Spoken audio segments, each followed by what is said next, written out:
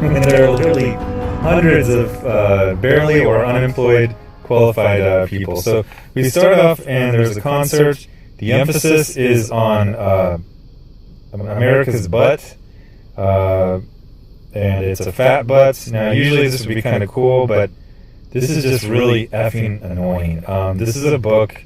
It's a Marvel book. It's not some freaking indie book. And so all of the SJW heroes are at a concert together, and they're all just adoring Kate Bishop and America. So I've already covered this stuff. Like I said, I'm getting kind of antsy at this stuff. I'm really getting angry. These people are literally destroying. They're destroying Marvel. Marvel is a part of American culture. The superhero is an American cultural creation and tradition. And we've got a bunch of freak shows. I'm blanking on this channel I just subscribed to. I think it's like World's Greatest Bullshitters or something like that. And they were doing a video on Secret Empire number 10, and they made a great point. They said, we're in a culture war right now. And it's not actually left versus right. It's actually extremist versus moderate. And I was like, I would have Papa blessed with both hands to the air if I wasn't driving a car when I heard it. That's really what it is. These are extremist weirdos taking over something that has traditionally been mainstream, middle America, working class and middle class, hobby and occupation, and they've given it to freak shows, essentially. So we get books like this, A Book for No One. I think this book is selling like 5,000 or something on issue 5, even though it's way below. The funny thing is that Marvel has become so obsessed with politics and virtue signaling and agenda that they are now having books that are getting close to not meeting the diamond threshold. The diamond threshold is a minimum amount of orders for diamonds to actually fulfill the book and distribute it to stores. So when you got a book, you send it to Diamond, and they say, okay, cool, we're going to put this in stores, we're going to get this percentage, it's going to go out on this day, you need to have, we need to know, get the books to our distribution center, and then we'll get them out to all the stores. But they have a threshold because they can't make money. Just doing all the paperwork is not worth it if there's like orders for like 300 books. So the threshold last time I checked was 5,000, and we now have Marvel, the supposedly number one company in the industry, and supposedly most famous company in the whole world, and they're putting out absolute trash like America. It's trash made by trash. These are trash people. These are people who are only hired because of surface traits and politics, and they turn out a book that nobody reads. And we're going to see that that so few people read this that they ended up putting a troll letter from 4chan into their... I'm not even going to review this piece of shit. Sorry, I don't curse much, but this is what it is. Hey, look, it's Arcade! Remember how I brought up how SJW books always have Arcade? Because Arcade always pops up in those free, cereal box giveaway or free comic book that comes with a video game. So they know Arcade. So even though Arcade was, trying to, I don't know, there's no continuity. Oh, and then, this guy from the Wrecking Crew who's in Black Panther right now, no continuity. It's just tee-hee, giggle. I think I saw him on a cartoon when I was at my cousin's house one time, and Gabby Rivera cannot name these characters. In the script, she said a group of Marvel supervillains, and if you asked her who this was, she'd probably say Catwoman. She would not know this. She would probably say Bug Girl. She would probably call this guy Green Goblin. She would have absolutely no idea who this is. She would call this guy like Power Thunder or something ridiculous. So anyway, we flash back to the idiot story. So this whole long subplot of all these people trying to get America for 5 issues was just to have her fight in like an underground fight club that supervillains like to go to. That's it. That was it. The plot has been done a freaking million times. That was it. And they've got like helicopters. They're doing like these really advanced, like, giant tactical missions to go kidnap her, and then they have her fight a human, which is stupid because she's superhumanly strong. So then we get to see her.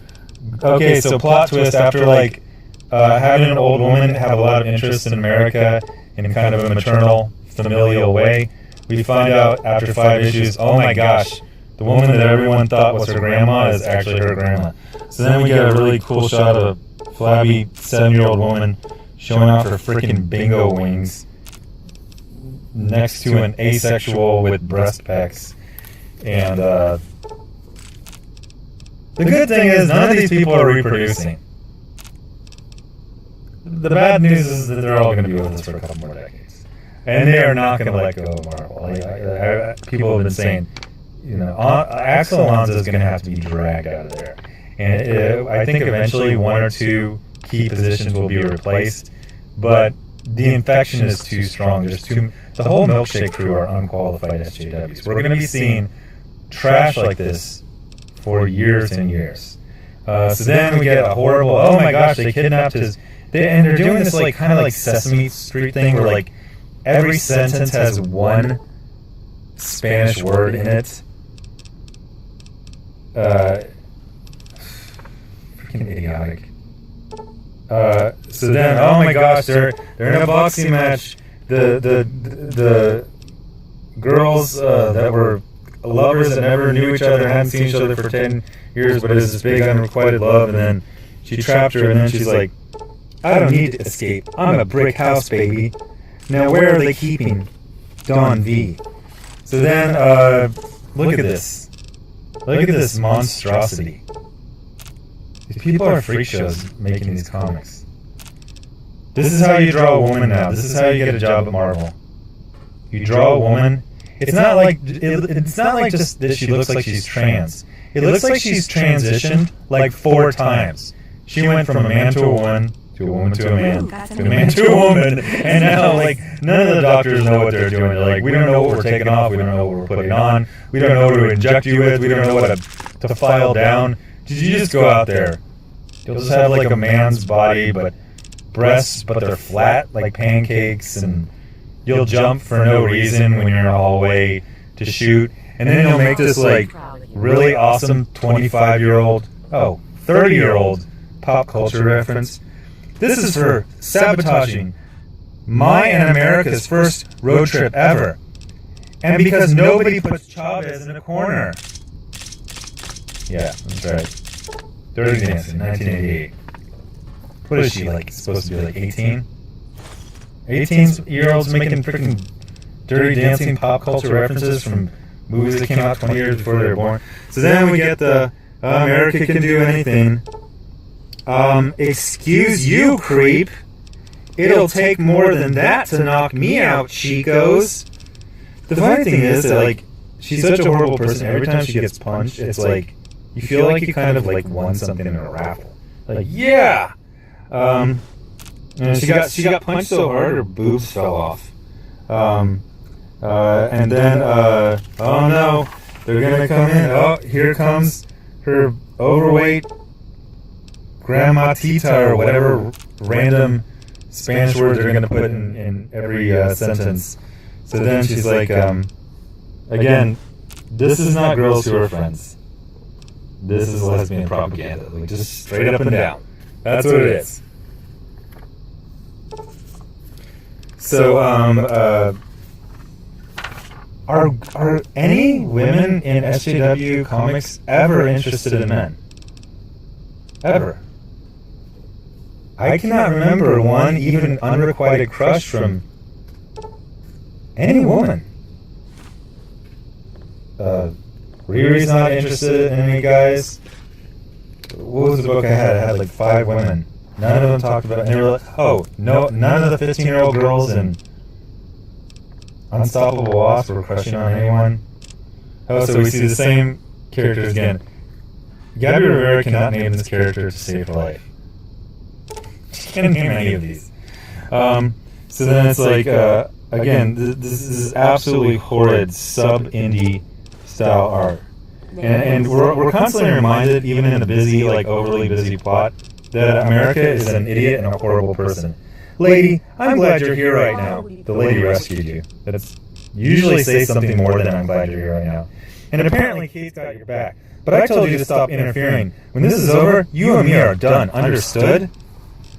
So yeah, she's the old lady has saved her life. She's like endlessly hostile to her. Anyway, America's an idiot.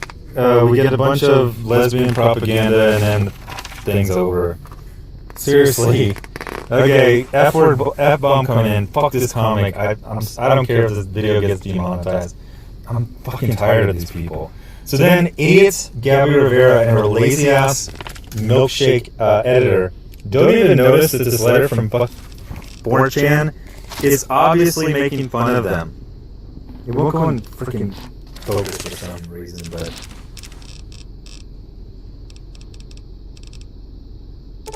So, I'm just gonna read the damn thing. So, they do the thing that everyone else does, where they give these completely generic compliments that say it's the best thing ever, even though it's obvious that they didn't read it. None of these letters mention any plot points, a single piece of dialogue, anything that happened in any of the books. They just like that she's brown and gay. So he does all these generic compliments, and then he goes, it will be my recommendation to the comic book reading club I am part of.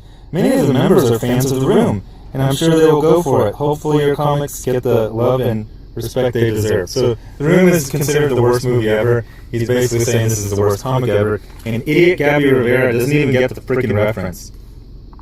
She says, yes, high fives and hugs to everyone in your comic book reading club. There is no club, idiots. They're making fun of you. Best and biggest hugs for you, of course. Why do SJWs all talk to each other like they're all 5 years old? If you're a hugger, it's totally cool to not be. And I totally get the feeling of being swept away by a story, poem, any creative work. It's the best, and I'm so hyped that you experienced that joy reading America. Fuck you, Gabby Rivera. You fucking goddamn purse puppy. Yeah, there's gonna be a freaking college named after someone who's still alive with a hologram statue. Stupid. Fuck these people. Hi, everyone. So, I had a video last night about America #6, and I let myself get a little too heated on that one. I dropped a couple of F-bombs. I did give a warning beforehand, but some people were asking me to do language warnings in the description, so I'm going to start adding that in, because I get a lot of people say, oh, I watched with my kid, my 5-year-old, so I was like, oh yeah, okay, I'll definitely do that. So I'm not going to start cursing a lot. One of the reasons I'm not going to curse, besides I want this to be for all ages, and so people, because I get emails where people say, oh, we watch it while we're playing video games, we listen to it, it's like, oh, that's great. But when I curse, I miss things. So one of the biggest things that I missed, that I could have absolutely hammered Gabby Rivera on, is for someone whose entire identity is being gay and being Hispanic, that she apparently is not fluent in Spanish. I was picking up on this, that I haven't taken a Spanish class in like 11 years, but I was even noticing, I was like, I'm pretty sure the tenses are off on several of these stanzas. And I got a ton of native Spanish speakers, fluent Spanish speakers, Hispanics are like, this woman writes Spanglish like it's like, they're like, this is like Dora the Explorer, where you just randomly switch out one word from each sentence with Spanish. It's like, that's not how you do it. It's like, yeah, when I hear people talking Spanglish or Tex-Mex or whatever, usually they'll kind of like do a couple sentences of each, and the only time that they, like if they're speaking Spanish and all of a sudden they'll say an English word, it's because, well, they're kind of like fourth generation and they're not really that fluent, and they don't know the word for highway, you know? So all of a sudden they're like, da-da-da-da-da, highway. You're like, what? But anyway, so yeah. So, the things that happened yesterday is I was getting aggravated, not just because of America #6, but a whole bunch of things. One was just the Secret Empire, and then reading some of the completely arrogant things said by Alonzo and Brevoort and Spencer. The one that was driving me nuts was Axel Alonso's like, we want to challenge the reader. It's like, challenge? You can only challenge us if you're smarter than us. I would say you guys got to reach bare competence of, free cereal box giveaway comics from the 1980s, which you guys have not reached at all. You guys couldn't even have quality art on your biggest event of the year, and then your second biggest, you forgot to promote it. So, so then the other one was, so it was Secret Empire, and then I actually saw this Eric Larson Trump thing, and Eric Larson was using his own character, but the things he was saying was, they were just insane. And predictably, I saw some mainstream artists who never talked to him chiming in to say, like, oh, this is so great. And I commented on one of them, I go, how small do you want the comics audience to get? Like, it's cartoonishly small. If you were in a city that was as big as all of the people who go into a comic shop on a weekly basis, which is like 40,000, you would have never heard of that city, and you would have described it as a hick town. And then the other one was on that World's Greatest Bullshitters channel. They brought about that this is a culture war not between left and right, but it was between extremists and moderates. And I was like, God, how did I never notice that ever? I can't believe I missed that. That's kind of embarrassing. So I was just looking at all these things, and I was like, actually, this isn't quite a war. It's not a culture war. It's some new thing that I actually don't have a word for, because whenever you're in a war, you're trying to win some kind of territory, and then you're trying to hold it. This is more like, it's akin to if during the Cold War, when they were inventing all these ICBMs, someone said, let's just blow up the moon. Like when Russia was ahead of us in the space program, they got the first, cosmonaut and the first monkey in space, and America is like, Russia didn't, blow up 2 cities like we did. What if we just put all of our effort into blowing up the moon, and then Russia can never get to us first. They can never beat us to the moon because there will be no moon. You wouldn't call that war, and you also wouldn't say it like, if there was like a fight for some island, and then you just decided to take the island off the map. I'm not sure what this is. Because one thing I realized yesterday is that we're laughing at Secret Empire. We're laughing at America. But these are both successes. One is a minor success and one is a major success. How can a book, America, that's plummeting in sales, and nobody reads? People have said, you and Captain Cummings are the only people I know who actually read this thing. It's clear from the letters column that even the people who write letters in do not read. The only person who read the book in the letters column for the last issue of America was the guy from 4chan. Because he had to read it to roast it. There's actual evidence of them sharing pages in the 4chan chat from July where they planned this little bit. But America is a success. Secret Empire is a massive success. Because the point of both of those is to destroy Marvel and to destroy comics. We've established many, many times that this milkshake crew has no previous interest in superhero comics. Alana Smith has been vocal that she just read manga. Heather Ontos seems to have just been a generic, art school, failed art school student drifting about in her 20s, and then she got into comics reporting. Comics reporting is 100% of the time trying to get a job in the comics industry. So you go out there, you meet people, you give them glowing praise, and you try to make a connection, which is what Heather Ontos did. But the analogy I would give is if there's a club, a nightclub, and it was successful. It changed management many times, and then a new crew came on, and within 2 months, it was out of business. And you find the last owners, and you go, oh, that's so sad, it had last for decades. And they go, yeah, well, we found out the entire clientele was racist, so we had to shut it down. They would not say, oh, we failed. They would say, we successfully identified something that needed to be destroyed, and we destroyed it. the extremists. So I really have to start delineating and separating, because I've sometimes said far left, and if you're on the left, I can still feel like that's part of your crew. I have to really start saying extremist left. These like someone like Eric Larson, who I do respect for using his own character to spout insane drivel, but it's still insane drivel. These are people that are actively pushing away anyone normal from comics, and when they do so, America is not a failure, because America was never designed to have readers.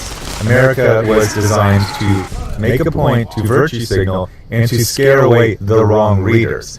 Now, the writing is on the wall, and all these SJWs know that their insane standards for what is normal exclude most of humanity. There's not enough people that meet their cut to have a viable industry.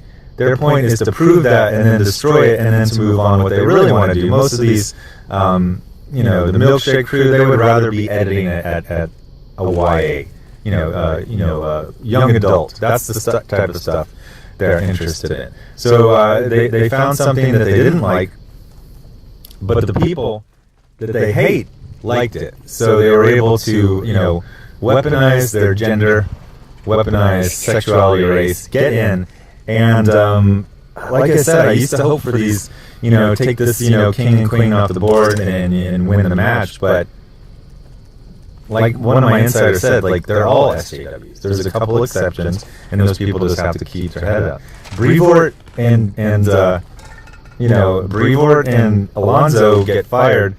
They're just going to promote Sana Amanat, who's even more of a extremist than they are, and on down the line. They've once they've got in, I mean, they've done articles about this. Publishing, especially in New York, is now almost entirely, young white women from liberal arts college who are extremists left.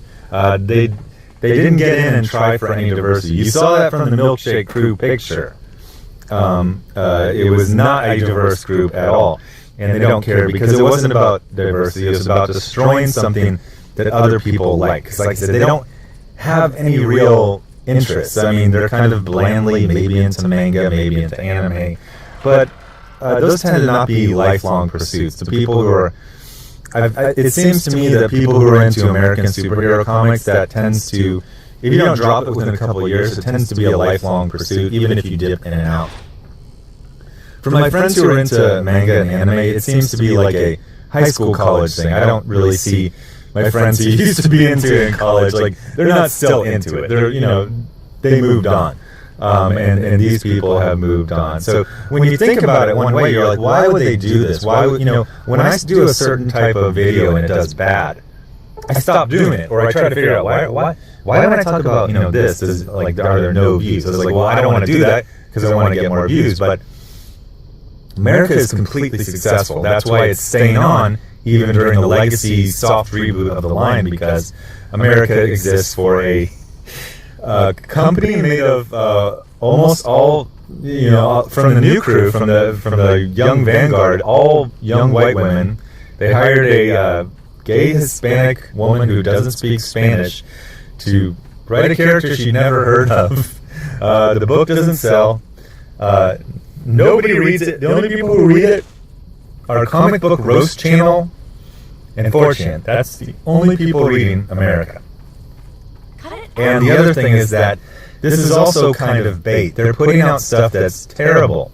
And again, this goes to to shutting down the nightclub, because all the clientele are racist. They're purposely making America. The funny thing is, I do research into America Chavez, and people they tell me about her from before her book, and it sounds like a really fun character. They were saying, like, she was from this other dimension, and their god was actually Wiccan from the Young Avengers, and then she came to our Earth, or 616 Earth, to save him, and it was really, really disappointing. It's kind of a cool story, don't meet your heroes, don't meet your gods.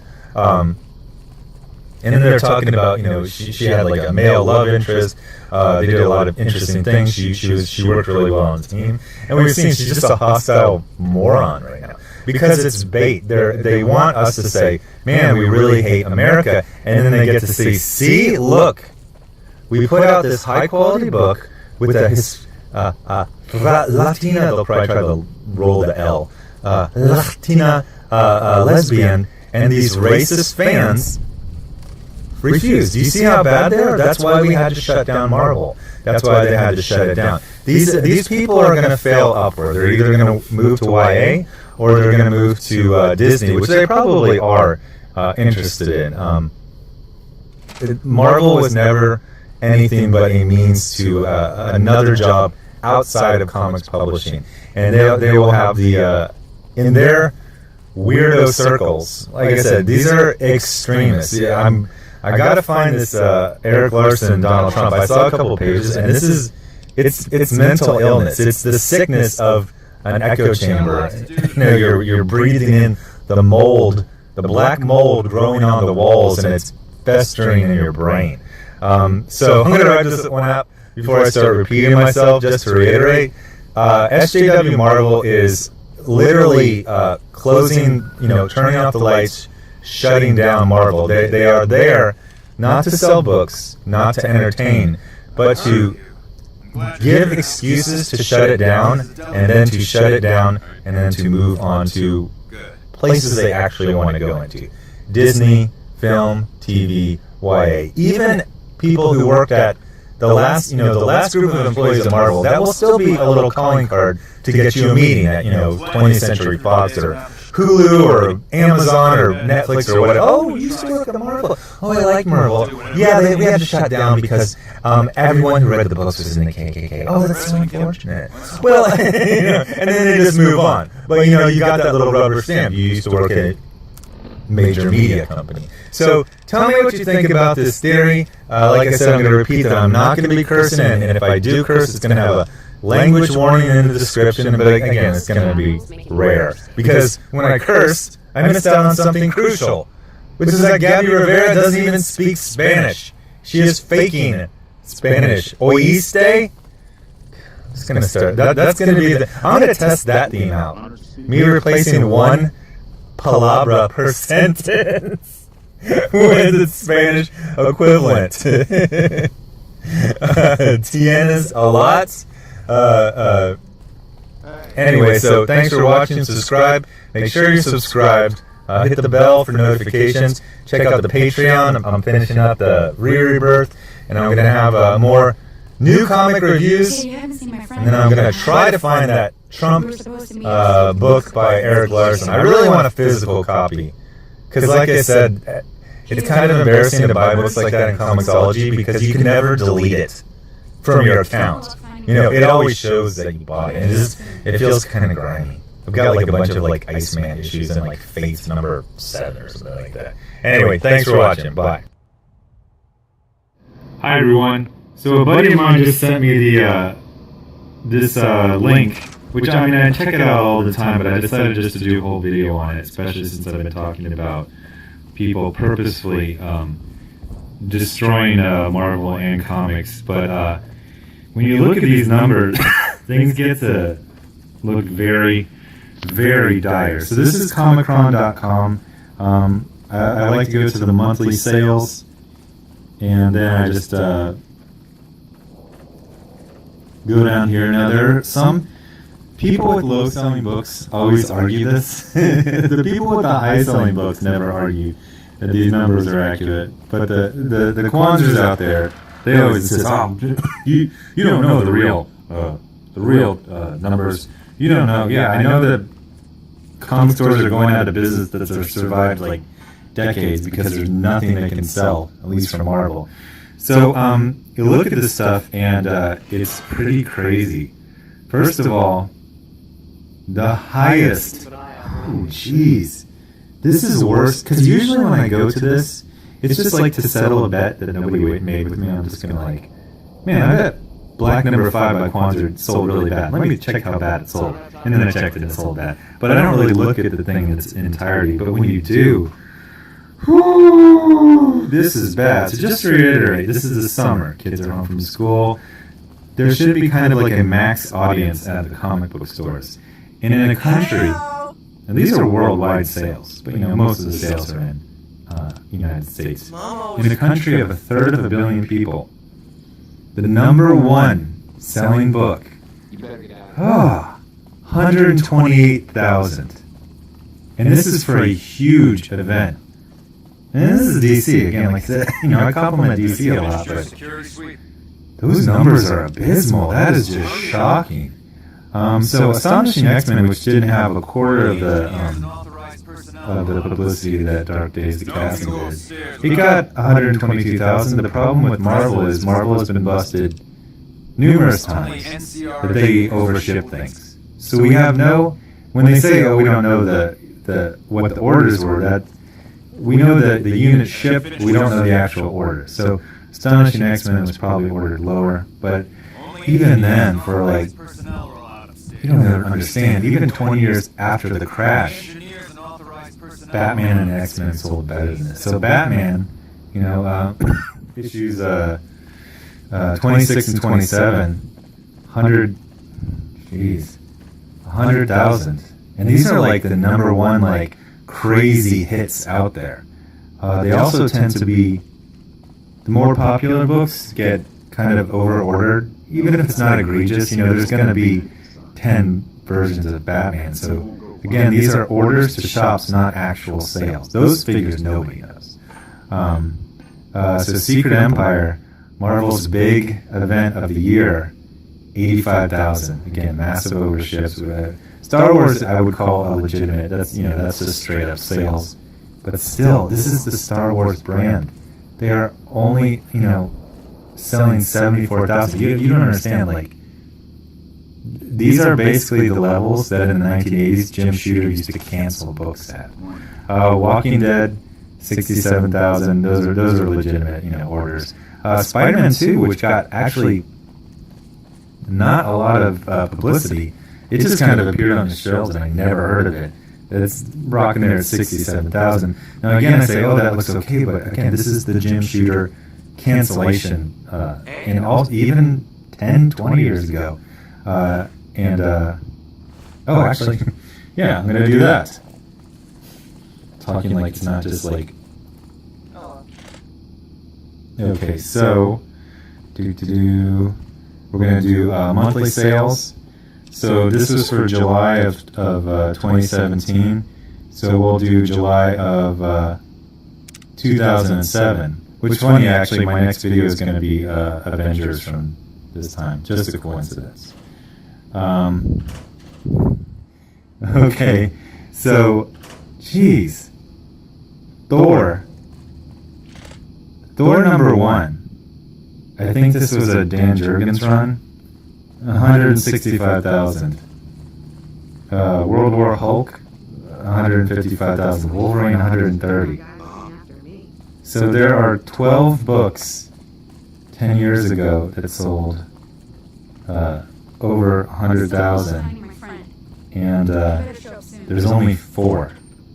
And like I said about Astonishing X-Men, with Marvel's track record, you absolutely cannot trust those numbers for being anything. God, that is appalling. Look at that. Literally, you get down to the number 10 book, and we're down to 67,000. The number 11 book is 60. And again, this is Jim Shooter's threshold for cancellation, lower than 60,000. Darth Vader, Darth Maul. Again, Star Wars. All Marvel can sell is Star Wars. Amazing Spider-Man is good. I've heard from fans, especially long-time fans. Again, this is the current time. That Spider-Man always does good, and it's solid. Spider-Man is someone that people kind of. It's my boy Spider-Man. You kind of attach to him, and he becomes like a lifelong friend. So they said this Amazing Spider-Man. They're really big on pull lists. So Detective Comics, Scott Snyder, and I think Raphael Albuquerque, selling okay. Flash, X-Men Gold's, pretty solid. Edge of Venomverse is actually doing okay. Again, this is okay relative to other things. Saga, which is supposedly the big hit, 42,000. And it's like the same as Action Comics, which I don't even think that might be. It's a Spider-Man or a Superman book, but... Okay, so let's start really looking at things. Captain America Steve Rogers. Right in the middle of an event, the Secret Empire. The main character, 37,000. Whew, that is rough. Super Sons is actually in the number 51, so that's kind of interesting. And you go down there, all new Wolverine, which is cosplay Wolverine, 34,000.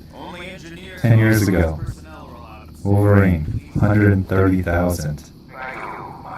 Nice. Talking like 90,000 more.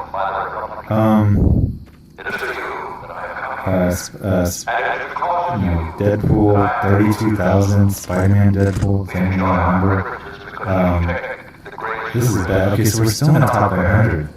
Let's just go to number 100. The 100th book down. Iron Fist. Good book. Zero promotion. 22,000. That's pathetic.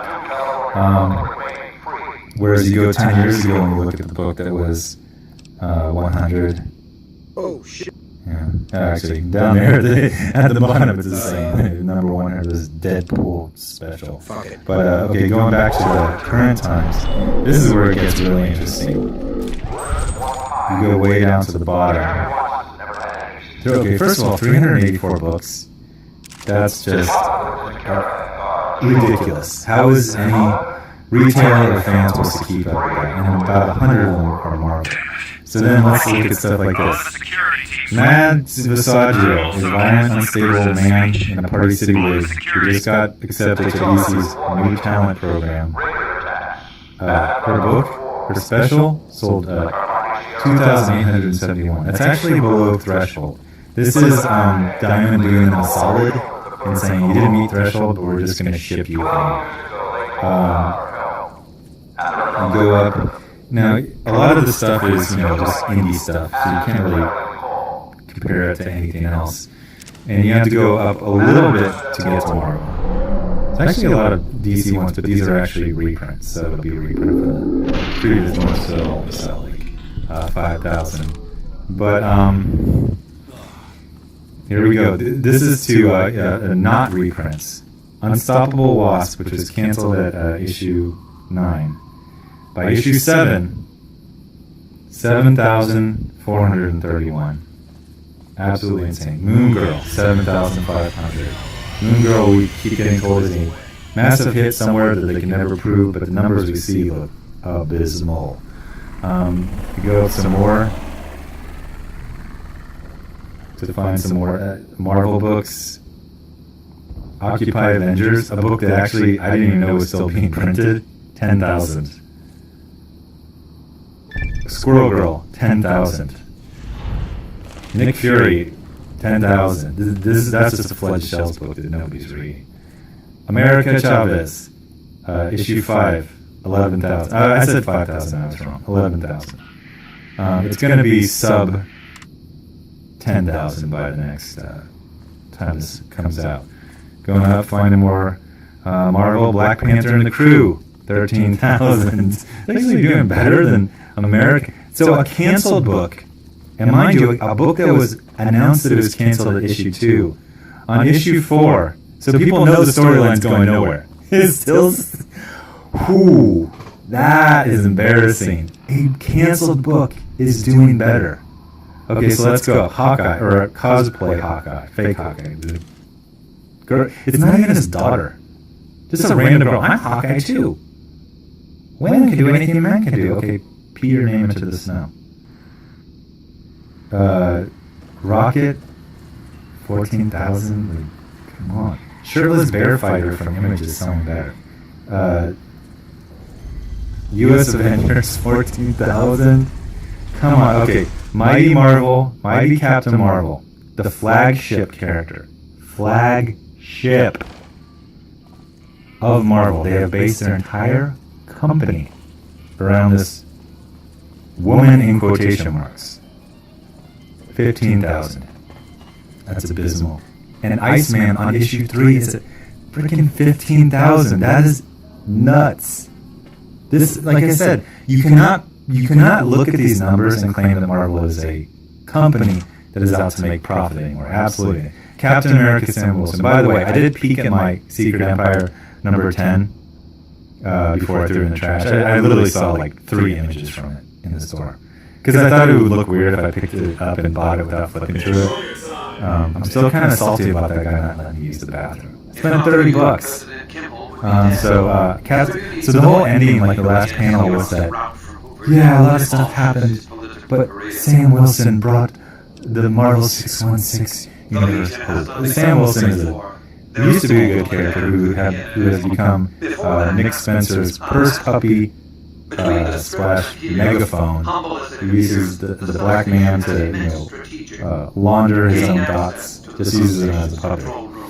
Hulk, the She-Hulk doesn't transform, and she's solving a YouTube breaking show mystery. I did not make that up.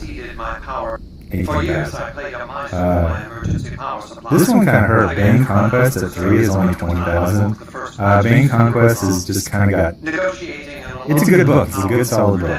I'm not sure why it's selling so far down there, below Sacred Creatures, which I haven't heard of. Again, like I said, then you look at other ones like Luke Cage. Luke Cage is on issue 3. 14,000. Right when the Defenders is out. Right when season 2, when this character is very well known, but like I said, and you're going to see when I do the Avengers from 10 years ago, Luke was cool 10 years ago. They took all the masculinity out of him, they took all the testosterone. He's just like he's just a wimp, he's a cuck, and the sales that are Spider-Man 2099, which most people don't even know is being published, is selling better than Luke Cage. So I don't think I'm going to do a lot of these. I'll probably actually never do another video where I just scroll down all of the sales statistics. But it's really, really shocking. It's one of those things where buddies who are in the industry and trying to get in, and I actually had a buddy who's a pro says, I realized I'm hoarding Marvel because, like you said, like this is the end of days. Like when you have all this publicity from Netflix and the Luke Cage book sells 15,000, you're not a major company. These are what indie comics used to sell back in the day. Daredevil sells twice as good as Luke Cage. Well, and it's not even that great of a run, but it's like something. The good thing is that there's a lot of DC on here with solid books that people like. Night One doing 34,000. Again, it's not fantastic. It's actually pretty pathetic compared to older days, but there's a lot of DC up here. DC books don't get talked about. It's kind of hard to do a DC book because all you can do a video review because you're just like, the story is good and the art's good and it's going in a good direction. Like there's nothing to talk about. But even look at this. Chip Zdarsky's like ridiculous clown Spider-Man. Second issue, 54,000, and that's coming off of like 220,000 for issue 1. So these are dark times. Like this is basically a non-sustainable, dying industry. With DC, it looks like a valiant effort to what was that thing? The Iron Lady, Margaret Thatcher. She was famous for this quote where basically the British economy at the time was not doing very well, and the stature, world political, it was low. It was a country not at its height and seen as. And there was a quote where she says, "I cannot manage decline. I can't bear the thought of it." So DC, as much as I like their books and I like their characters, I feel like they are managing decline. They are trying to have solid, sometimes unspectacular, but good entertainment. Look at this, 3% down versus, oh my gosh. Whew, I didn't even notice this freaking apocalypse over here. Comics unit sales, 27% down versus same month previous year. Jeez. Category to date, 3% down. So it's like the top 10%, but they're bad. everything is down across the board. And then you get into the dollar sales, it's a quarter, 23% lower this month compared to a year ago. Yikes. So this is one of those things where some people say, like, I gotta stop listening to your video because some of them are just depressing. And it is depressing. This is literally dying. It's dying in two ways. Number one, Marvel is actively trying to kill it. Number two, DC is managing to decline. DC, like I said, I say Marvel is the health of the industry. I think DC has stepped it up as much as it can. But honestly, for an event, I'm not impressed by the Dark Days casting sales. And especially, like I said, they can't even... You go to number 10, and it's 67,000. There are 4 books selling over 100,000. Okay, so anyway, thanks for watching. Like I said, I'm not going to do any more of these because this could get really boring. But it's kind of just a shocking thing to look at this stuff and realize that this is, what do they call? It's on the edge. There's a point where all this stuff is going to start crashing because stores are going to start going under, and then obviously the sales are going to go down because there's not a place to sell them. The whole Rio Grande Valley in Texas just got wiped off the map, regarding the comics industry. So Marvel needs to step it up. There needs to be a clean sweep. Disney needs to either farm Marvel out to IDW or DC or someplace competent, or they need to do a clean sweep. We're talking Alonzo out, Brevoort out, Sana Amna out, Heather Antos definitely out. All that milkshake crew gone. There is more than enough good talent out there to replace them in a day. And that's what needs to happen. Anyway, thanks for watching. Subscribe, notifications, Patreon. I think my phone's about to die. And I got 2 books over here. This is going to be my next video. Kind of dark. These were so much fun. I love them. Thanks. Bye. Hi everyone, so this is a warning. It is not a language warning. I don't foresee me cursing at all. I'm pretty calm. I just have my double cheeseburger from Burger King with a Hershey Sundae pie. What up? But I was about to get back on the road and I was flipping through the comic news sites. I only really look at the Outhousers and Bleeding Cool. And I had to bite my tongue. I'm going to ceasefire with Bleeding Cool right now since they did a solid on me, but they did an article. I'm not going to bring that up. They did an article on the America 4chan. Just go read it. There, look, I'm helping them out. I'm sending advertising bucks their way. But anyway, I was going through Outhousers and I saw this face. So the warning is that this is probably the meanest video I've ever done. And I can recognize that it's mean, but you gotta call a spade a spade. Like Sergeant Pham told me, like my first day in the fleet, you got a booger in your nose, I'm going to tell you got a booger in your nose. We can't pretend, I can't pretend Max Visagio is anything other than an unstable man in a wig. And I cannot pretend that this woman, unfortunately, she's being picked out of many of them because it's the last straw. I can't pretend this woman is a comic book fan, or has ever been interested in comics in any way, and is using this as anything but a stepping stone to some other job that she really wants. So we've talked about the milkshake girls, but I need to put a little twist on it. Okay, so I'm going to put 2 twists on things. Number 1, Gabby Rivera, who's writing America, is now, because I have gotten dozens, possibly 100 comments about her completely pathetic attempts at having characters speak Spanish. We're talking about phrasing, tenses wrong, subtext, context, everything. So from now on, Gabby Rivera is now Gabby Rivers. I have taken her Hispanic card away from her. I have handed it to the Hispanic community. I'm just an agent. I'm just a go-between. You guys have the card. You guys can choose to give it back to her, or you can hold on to it. You can ask her to say, "Where's the library?" in Spanish, and watch how long she goes. I know this. So the other thing that I'm updating is the milkshake crew is now to be known as the vanilla milkshake crew. And I guess it's kind of obvious since we've all seen the pictures of them. and we're seeing this new vanilla milkshake right here. But how do I say this? If all of a sudden the NBA season started, and every team had 3 guys who looked like Woody Allen, or George from Seinfeld, or one of the characters from The Big Bang Theory. I need to get some more current pop culture references than the 60s and 80s. Would you just go, okay, yeah, 5'6", unathletic, no, this is fine. There should be diversity on the team.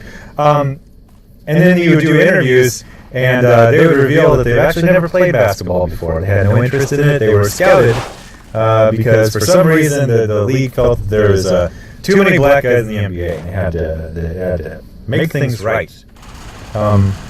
We have seen, and somebody I shared, there's I think it's not, no, it wouldn't be Salon.com, but in media, specifically New York City media, once you let one white girl in with a liberal arts education, the infestation has started. You're going to turn around, and every single assistant editor but one is a white girl who has no interest in comics at all, who doesn't belong, who sticks out like, Woody Allen on the Golden State Warriors. He's going to stick out. Maybe he's good at free throws. He's going to stick out. So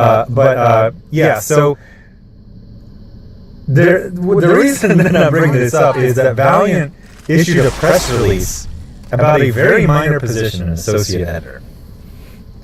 I don't typically see any kind of press releases for, white guy X becoming, an editor or an assistant editor or associate or anything. Maybe like promotion to group editor, that might actually become something. You don't know. So they're virtue signaling. The problem is we have to deal with the fallout of their virtue signaling. I was showing the appalling, fall in sales from 10 years ago to today in my last video. And then someone pointed something out that I forgot. 10 years ago, we were in like the depths of a very deep recession. The depths of a recession had better sales, much better sales, than right now. And we didn't have Milkshake Crew. I'm about to go review these 2 Avengers comics from 10 years ago. Tom Brevoort. These are great comics. Like I said, Tom Brevoort was a very good editor. He was a bad, whatever he is, executive editor right now. But, you give him a couple books, you give him a couple assistants, he was really good at it. This Milkshake Crew, they are all clowns. They are absolute clowns. And as we discussed, they're not going away. I kept thinking this is going to be some little, 2-3 years, and we all just suck it up. It's just like some fad, and then it goes away, but it's not. And now the other companies are picking up the ball. So, like I said, this is the mean one. No more vanilla milkshakes. Vanilla milkshakes, GTFO. See, I didn't curse. I used initials. Vanilla. I want vanilla milkshakes, GTFO. And you might say, "Oh, that's really messed up. That's really mean." No, I'm fine with it. I'm good. I grew up and I actually don't know the race of Joe Duffy. I think I saw a picture of her one time. I think she's white.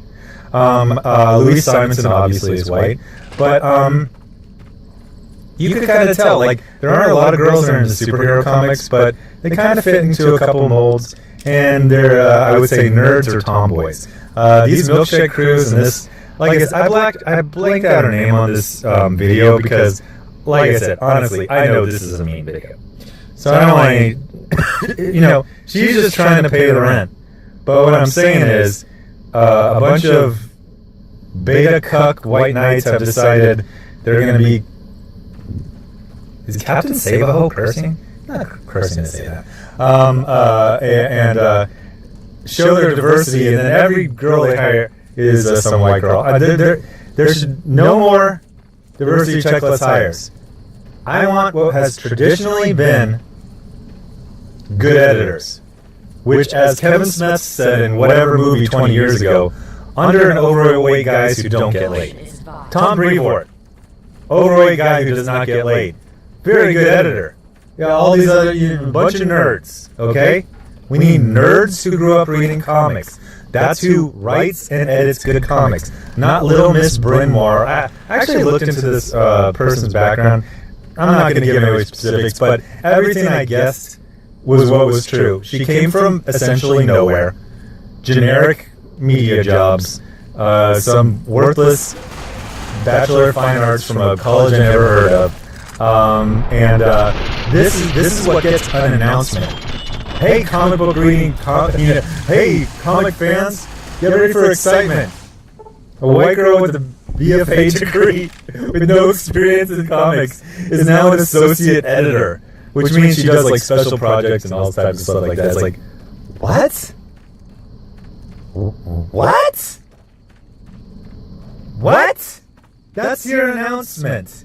Have you seen the sales? 27% down in one of the metrics from this year to last year. This stuff is crazy. So one of the things, actually this is going to turn into a little side thing, is I've been putting some of the sales stuff in. To my surprise, those videos actually got a good amount of views. I thought they were just going to be grim death. But I think a lot of people were tuning in just to see if I'd say poopy, since I discovered cursing at the age of something, whatever I'm at. But they kept saying, they go, none of the people seem to have realized sales were as bad. I didn't realize it until I looked at it this morning when my friend showed it to me. But they kept saying this thing, and it was over and over and over again. And I was talking to a friend of mine who's a pro, and they were all saying things are bad, but there's an opportunity here. There's a vacuum. Somebody can step in. Here's the weird thing, that Black Mask, that SJW company that puts out like Cal Exit and Kim and Kim and Blackwood by Kwanzaa, their sales are trash. But their sales on their books are pretty much about a third of what, lower tier Marvel books sell. And some of them are actually pretty close.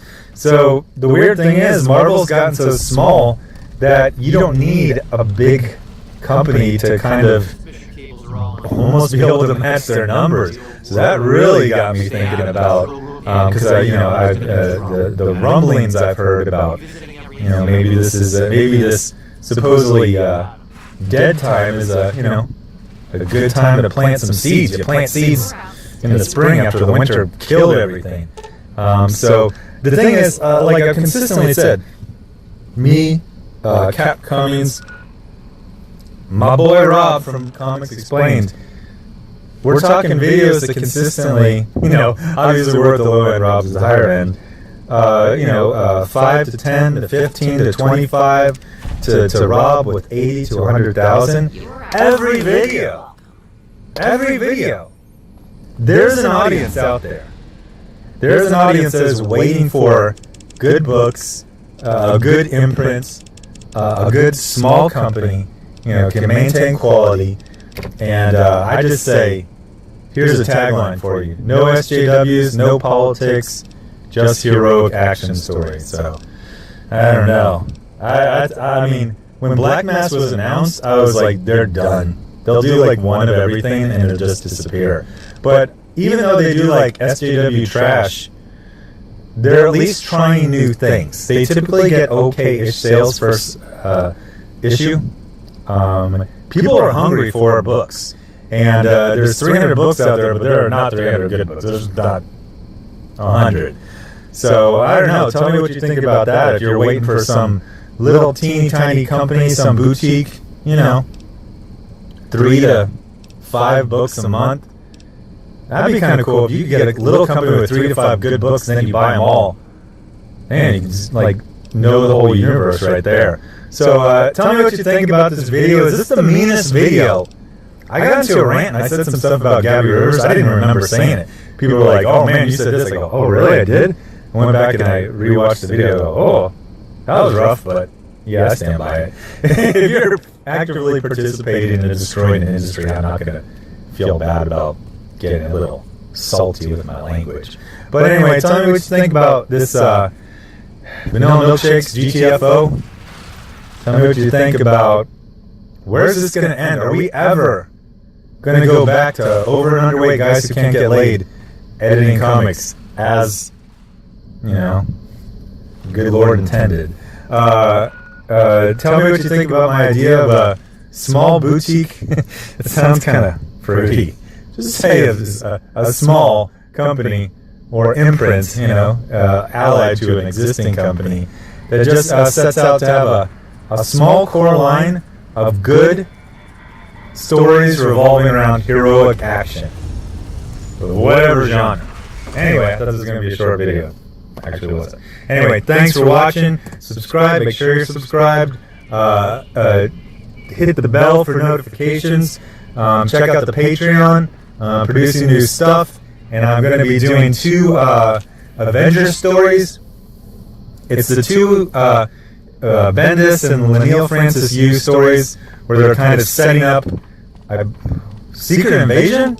Yeah, it was when they started finding out that a significant amount of heroes and villains had been replaced by Skrulls. I actually forgot about this. So when at the end when they found out Electro was a Skrull, I was like, oh yeah.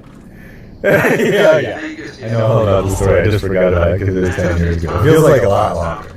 Anyway, thanks for watching, and I'll have more videos up later today. Hi everyone. So I'm a little salty today. It kind of got memed, as my son would say. They have the opposite side of the street parking in my home, and then I guess because of the holiday weekend, it wasn't in effect, which means nobody was moving out of their spots, and it took me 3.5 hours to find street parking. Oh my gosh. But anyway, after I finished and I finally got a spot right in front of the place, I went to go have lunch, Philly cheesesteak, and was going through my Twitter. I didn't go to this person's Twitter. I just saw something retweeted, and it was just like, okay, I guess I got my first video of the day. So I've been taking Heather Ontos and the Vanilla Milkshake Girls on. I did a whole video about this vanilla milkshake over at Valiant, and I just basically said they need to leave. Now someone was commenting on one of those videos, and they made the point, they said, you know, when I was a kid, this is a guy, he goes, my sister always wanted my toys. She didn't want to play with them, she just didn't want me to have them. And anyone who's had kids or babysitted or just walked by kids at a park knows that is absolutely true. You hand the toy over to the kid who's asking for it, and he just stops crying but gets all confused, like, oh, is that all there is in life? This Gabby Rivera is a real piece of work. So she posted a birthday picture, and she just had to, she couldn't celebrate her birthday without being sexist, right? And bigoted, racially bigoted, racist. She's like, I'm gonna celebrate my birthday as a queer Latina because literally that's all she ever talks about. Imagine me having a channel that didn't talk about comics and sometimes movies. Imagine me having a channel that was literally just like, I'm white and straight. And every single video was about that. Not even like my white straight point of view on things, just me talking about being a white straight guy in America, what it's like. And so I actually peeked at her Twitter like a couple of times, but I didn't go to it because it was just really boring. To her credit, she never actually pretends to be interested in comics like the Vanilla Milkshake Girls. She never claims to be a geek. She's laughing all the time because, like I said, America is just her paying her rent on time for the first time in her adult life. Most likely her chip in of the rent. But it just makes me think, like, so I was reading this thing also during lunch, Philly cheesesteak, and it was about L'Oreal fired its first trans model because she went on a Facebook rant and she said all white people are racist. I'm actually kind of surprised that happened because usually these type of things are just overlooked. Some people are adding Marvel, but we all know that it doesn't work that way. Gabby Rivera is not from a downtrodden victim class. She's actually from a class of privilege. She gets to say things that would get anyone else fired immediately because she makes her whole identity her surface traits. If you fire her, you are firing gayness incarnate and Hispanic incarnate. You're not just firing a chubby, lazy person who doesn't know how to interact with fans, is bad with public relations, and is horrible at selling comics. These are all the legitimate things. I did a video last night. By the way, there's a lot of kind of conspiracy theories about YouTube practices, and I did notice my shekels and my views went way down for like 2 weeks, but now they're back. And just as someone who works as an engineer in computering, there's this thing called whitelisting. When you set up, an algorithm to parse things, when you first set it up, it'll have false positives. It'll catch or stop things that are just fine. So I think what they did is they instituted a new algorithm, and it was just catching and nerfing and shadow banning and deprioritizing too many things. So everything's back to being good.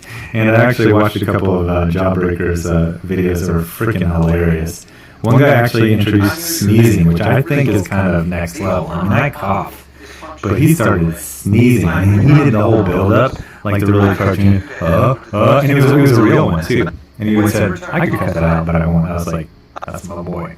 Anyway, getting back to Gabby Rivera, or Gabby Rivers, as I dubbed her. I actually took away her Hispanic card when I saw her sub Dora the Explorer use of Spanglish. And even me with just 2 years of college Spanish, 15 years ago, I still could tell, am I crazy? Are all these tenses all wrong? Anyway, getting back to the main point about Gabby Rivera being openly racist and sexist. This is, it's like the thing that the commenter said. You can say this is a joke. She's just joking about her life revolving around messing with white people and straight people, but it's not a joke. Just because you smile and laugh while telling the truth doesn't make it a joke. This is actually her job.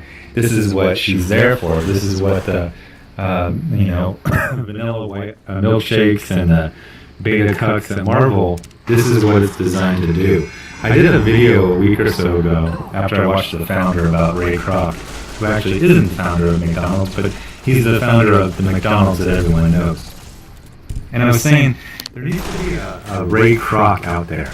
Because there is this kind of Ray Kroc / McDonald's Brothers type of situation where, and this is a very rambling video. Anyway, originally I thought of the Ray Kroc as like a specific person, maybe even me. And then I realized I think the Ray Kroc of this industry are the comic book retailers. So the comic book retailers are absolutely being destroyed. They're being put out of business. And by the way, the Outhousers, I didn't get this guy's name, Tim something. He did a video about that London, Ontario, oldest comic shop in Canada going out of business. And the guy just flat out said, he's like, it's because Marvel, I can't sell Marvel, and Marvel's what I need to keep the store open. Then this Tim Jagoff started like making fun of the guy. It's absolutely disgusting. And it really made me think, it's like, the Ray Kroc, the person who could be the Ray Kroc is the retailers, because the retailers are going out of business because of, Marvel being so bad. And it's a kind of like a situation like in the movie The Founder. The franchisees back then had to take whatever the McDonald's brothers said went in the store, and if something could save them a lot of money or keep them from going out of business, like back then they had to have natural shakes, which means everyone had to have a large, expensive, air-conditioned freezer. Especially in the Midwest, it's all hot, and their electricity bills were crazy. They said it's killing all our profits. And then the McDonald's brothers, they were just being sticklers. They're like, it has to be real milkshakes. It can't be powdered. And meanwhile, just to make a point that doesn't matter to anyone, they were putting their own franchisees out of business, or they were making their franchisees basically have no profit. So Marvel because, like I said, this is absolutely an ideologically based. Can you call it a company if they're not trying to make money? Institution, where they hire on two things. They hire on politics, and they also hire on boobs. I actually said the wrong name. I said Jordan Peterson yesterday. It was Jordan White who hired her. I've been doing this running joke where an unnamed Marvel editor says, "Boobs, you're hired," and that symbolically was Jordan White. Jordan White actually has a history of kind of like being a creeper around women. It got mildly into the comic book news a couple of years ago from his days before Marvel, but so we have a situation where it's kind of like the McDonald's brothers, where the fans, but in between the fans and Marvel is the retailers, and they're being destroyed because they built up this, store over decades, and now these like 27-year-old creeps are like, let's just make it all politics. We're not making any money. I mean, these people at Marvel, they make nothing. They barely make enough to be a roommate in the New York City area, not let alone have their own apartment. So they're like, let's just break everything. We can't create. None of these people can create original characters. They're like, let's just break everything. So they go out and they find racist and sexist bigots like Gabby Rivera, who can post while her book is coming out, during a major crossfire or crossover. It feels like a crossfire sometimes. Hey, guess what? I'm racist and I'm sexist. Isn't it funny? You can't do anything at all. If you do anything to me, I'll say you're racist and sexist. Some people will give her the pass. But I'm almost thinking that I'm really against boycotts. I really don't think they almost ever work, and they seem kind of dumb. But you could do a little embolism, I think it's called. What is that when you get air inside the veins? Now I am here. Honestly, if you just do 1 month of, these retailers are barely making any money off the Marvel books anyway. You could have a significant amount of retailers just not order Marvel for 1 month and just watch that freaking bubble of air go into their veins. It's going to go up to the Disney brain. They're going to go, what is going on here? And then the retailers just say, we're being forced to sell these books. We don't get to decide what's good or bad. We just have to we have to try and sell Carl Manvers and freaking 50 different Secret Empire tie-ins, and then it just ends with magically wishing Captain America back. Like, come on. So, I don't know. I really don't think that's realistic to have any kind of industry-wide comic book retailers. But I definitely would tell retailers, and I saw a great store in Ashburn, Virginia, I just felt so bad for them. Be very, very parsimonious with your orders. I think Marvel, one of the things that's letting them get so cocky is there's a lot of people still in the mindset that Marvel's a big company and they sell all the comics. So they're ordering, 5 or 10 of everything. And I've seen some stores, more specifically in smaller towns, get very exact, like 1 copy of Squirrel Girl for the shelves. That's it. Honestly, I think it behooves you to solely fill your pull list, and that's it. And you can even tell, Marvel, it's like, hey, we're filling our pull lists, but we are putting 0 copies of Captain Marvel. I get the weirdest looks when I buy these roast books. The retailers they actually get this weird kind of like guilty expression on their face. Like when I go up to the stand and I plop down, Captain Marvel, Carl Manvers, and Squirrel Girl in America, like they kind of get this squirmy face, like, should I tell them? And then they're like, oh man, sales are just bad. I can't say no to this $30. And they just ring it up very kind of like guiltily. It's always awkward. But I really think that if anyone's going to save, like I said, Marvel has to be saved to save the industry. A healthy Marvel is a healthy industry. A sick Marvel is a sick industry. And I think it's going to be the retailers really sending this message. Marvel, you are killing us, and we don't have to help you out, ordering 3 shelf copies of, we're just going to end up throwing away of, most of your books. We're going to do pinpoint accuracy. So don't even call it a boycott. Just call it the pinpoint accuracy.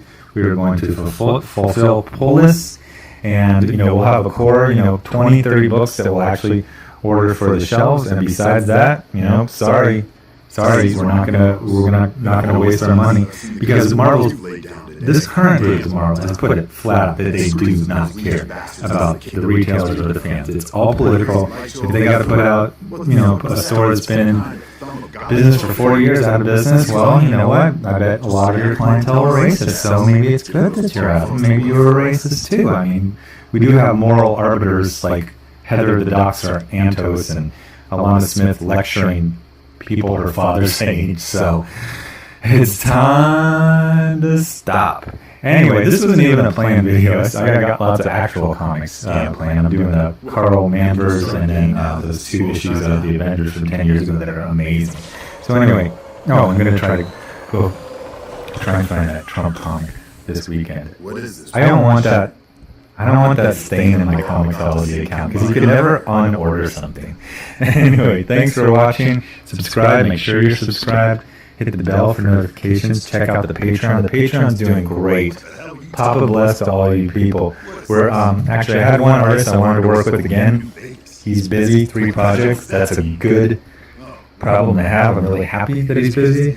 I'm thinking of trying my hands at this next one, which is actually going to be Nexus, created by Mike Barron and Steve Root. I got a little short story. So I think what I'm going to do is pencil it and then use the Patreon to get it professionally colored and professionally lettered, which means not by me, actual professionals who work at companies.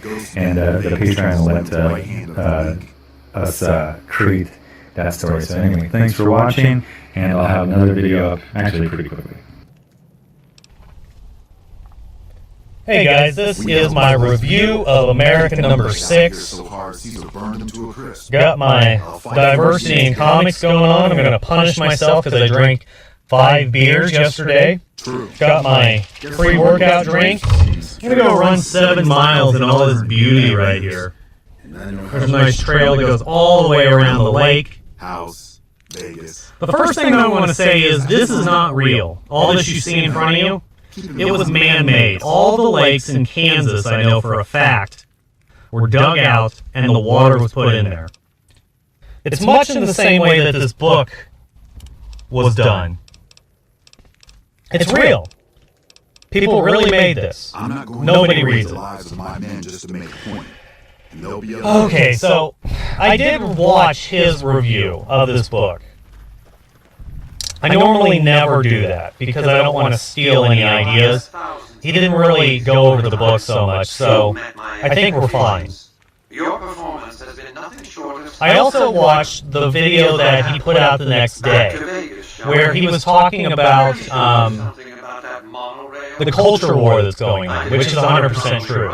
And he got this from another channel where it's far-left extremists, or just extremists in general, versus normal people. Kimball won't be able to save him. And I completely agree with that, except for I believe that the far-left extremists are the establishment. But soon enough, the tourists... And that's why you see them in these books. That's why you see them in the Senate, in Congress.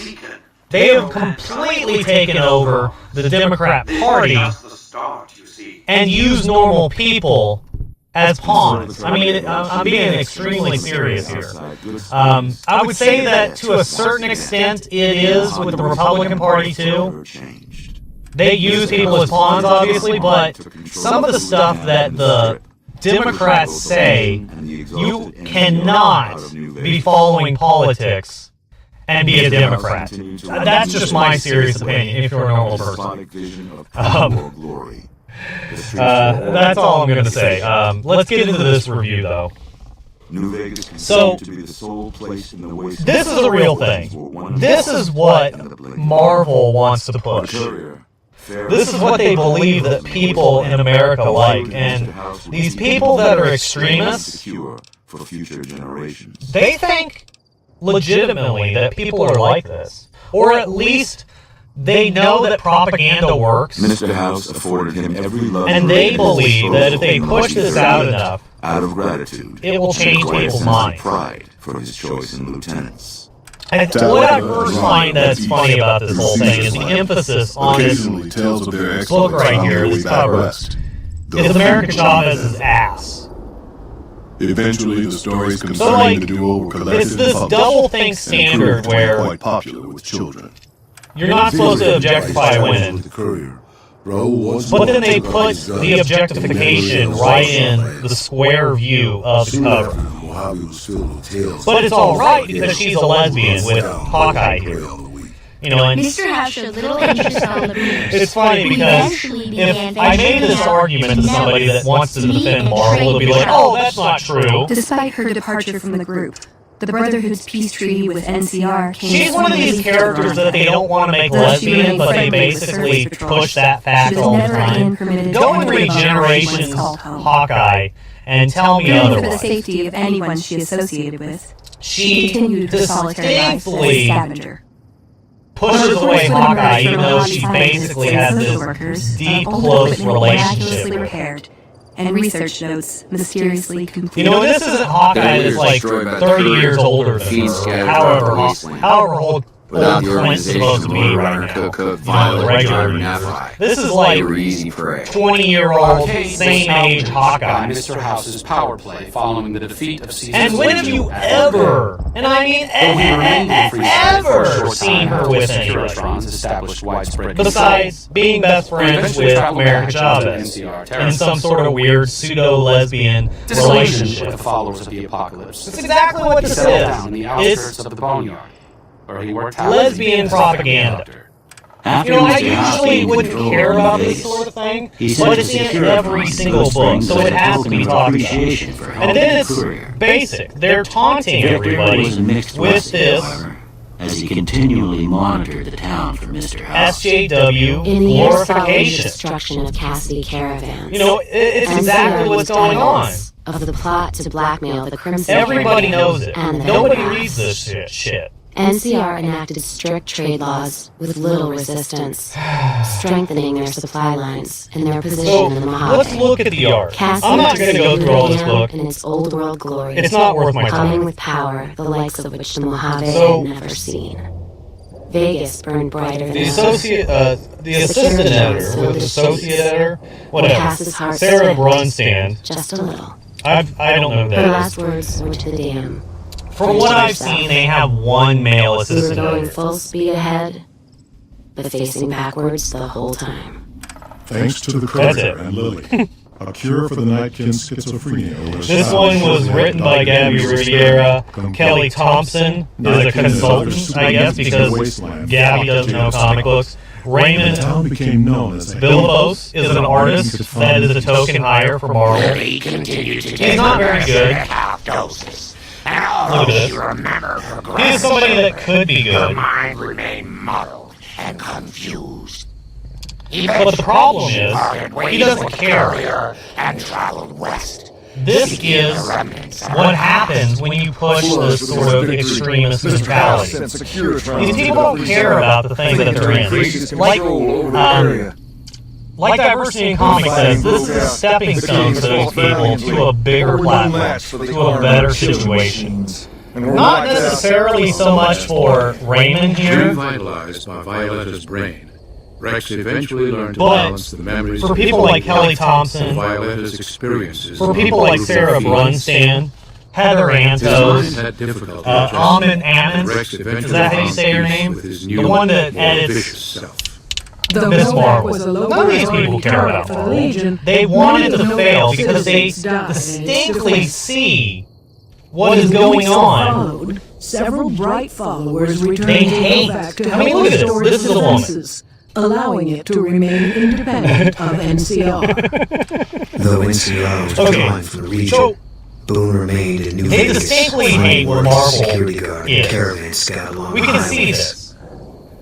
While he might have preferred rejoining And his then they old try group, to fight that Boone these. couldn't bring himself I to mean, they abandon really his hate Jack met his Kirby. wife. Why else would you celebrate his 100th into anniversary the waste, leaving the prison empty.